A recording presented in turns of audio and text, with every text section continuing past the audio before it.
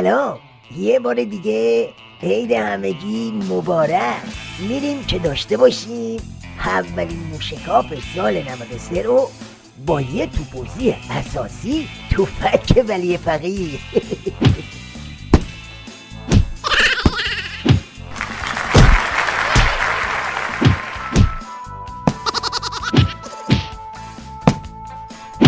اگه خاطر شریفتون باشه، بنده موشکاف شب عید در یه فقره پیشگویی گفتم که سیدعلی میاد و تو پیام نوروزیش شروع میکنه به نالیدن و زرزر و خرخر. حالا بفرمایید، این شما و این پیام نوروزی ولی فقیه زهر خورده. سالی که گذشت اعلام شده بود که سال حماسه سیاسی و حماسه اقتصادی است. حماسه سیاسی بحمدالله در عرصه‌های مختلف به بهترین وجهی صورت گرفت، هم در انتخابات، هم در راهپیمایی‌های بزرگ. سوت نوروزی رو زدی که حضرت سود. کدوم حماسه سیاسی؟ آخه پف ملنگ، مگه یادت رفته که چجوری کاندیداهات به جون هم افتادن و چجوری از ترس قیام انتخاباتو به کوسه و دنبش واگذار کردی؟ شاید منظورت از حماسه سیاسی زهرخوری حماسیه ها؟ بگذاریم، حماسه اقتصادی چی شد؟ در باب حماسه اقتصادی کاری که باید انجام بگیرد و توقع بود که اتفاق بیفتد اتفاق نیفتاد.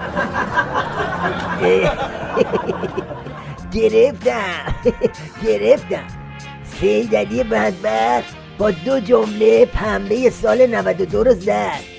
خب وضع درامت در سال 92 دستگیرمون شد. حالا بگو ببینم با اون چشمای باباغوری چجوری به سال 93 نگاه میکنی؟ در نگاه به سال 93 اونچه که به نظر این حقیر مهمتر از همه است 2 مسئله است. یک مسئله همین مسئله اقتصاد است و دیگری مسئله فرهنگ. لذا من شعار امسال رو این قرار دادم: اقتصاد و فرهنگ با عزم ملی و مدیریت جهانی. چرا این همه لقمه رو دور عمامت میپیچونی؟ به جای این شعاربازی ها بگو آقا اقتصاد درب و داغونه، اوضاع انفجاریه، واسه همین باید قضیه رو صفر بگیریم و الا بوم بوم بوم بوم بوم. خیزی که سیدعلی واسه سال 93 برداشته یه چیزی تو این مایه هاست.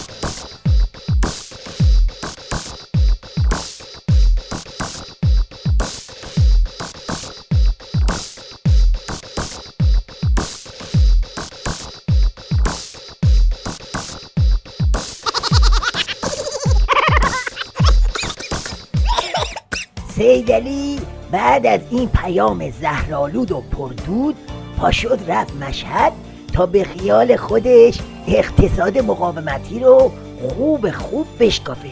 اما خبر نداشت که موشکاف اینجا نشسته تا جای جاش عمامه ولایت رو هوا بشکافه. ببینید درباره اقتصاد مقاومتی چی بلغور میکنه.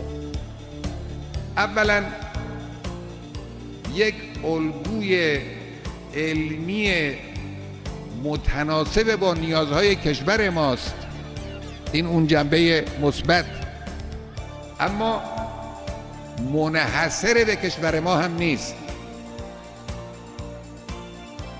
دوم این که گفتیم این اقتصاد درونزاست، اما در عین حال درونگرا نیست.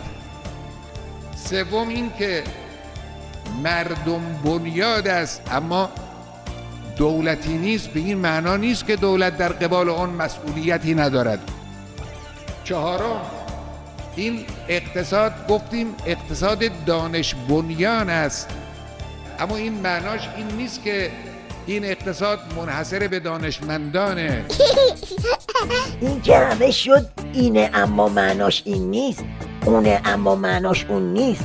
بابا تو ولی فقیری یا پیستول پراید، همش در حال نوسانی که. بعد راستی مگه امام گور به گورید نمیگفت اقتصاد مال خره؟ چی شد؟ حالا تو مثل خر تو اقتصاد گیر کردی. خب به جای اینکه موج مکزیکی بری مثل شیخ بری، برو سر اصل مطلبو بگو. زهرخوری ادامه داره. در زمینه سیاست خارجی قدم بسیار مهمی در سال گذشته برداشته شد و امسال نیز ادامه خواهد یافت. در اولین قدم موفقیت آمیز توانستیم به توافقی ولو کوتاه مدت دست پیدا بکنیم و در واقع عرابه تحریم را متوقف کردیم. این مسیر ادامه خواهد یافت و در سال جاری امیدواریم بتوانیم به توافق نهایی دست یابیم.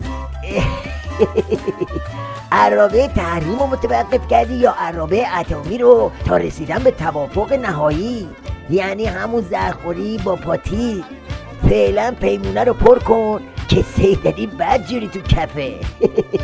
ما امشب زر بخور پیمونه پیمونه، ساقی مه پیکر تو شیخ فریدونه، اونقدر کوتا بیاد تا چفشی تو تابود، اون که باز شاهی کنه رفسنجانی جونه.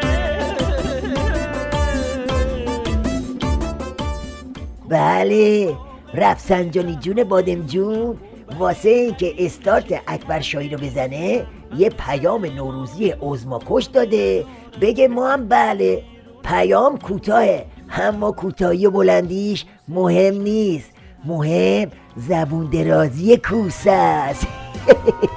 سال نو مبارک بر سر آنم که گرز دست برآید، دست به کاری زنم که قصه سرآید.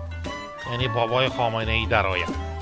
سالی سرشار از سازندگی، شکوفایی و رونق را در سایه اعتدال و در پناه امن الهی برای آحاد ملت ایران مسئلت می نمایم. اوه چه غلط ها. حالا کارت به جایی رسیده که با شعر حافظ به سیدعلی سیخ میزنی؟ بر سر آنی که گرز دست برآید، دست به کاری بزنی که قصه سر آید. تو که دست به کار خوروندن زهر به سیدعلی شدی که. بدبخت کدوم قصه سر اومد؟ تازه اول قصه هات. با این کارایی که تو میکنی حل نهایه از تن سید علی با کل نظام و خودت جان به در آید. میگی نیستم قلبت خورده ترک، خب بدرک خب بدرک. میگی نیستم موندی تنها ترک، خب بدرک خب بدرک. اشک تمسا میریزی که چی بشه، شب و روزات باید با هم یکی بشه. آلبوم عکسامون رو قیچی میکنم، تموم عکسامون باید تکی بشه.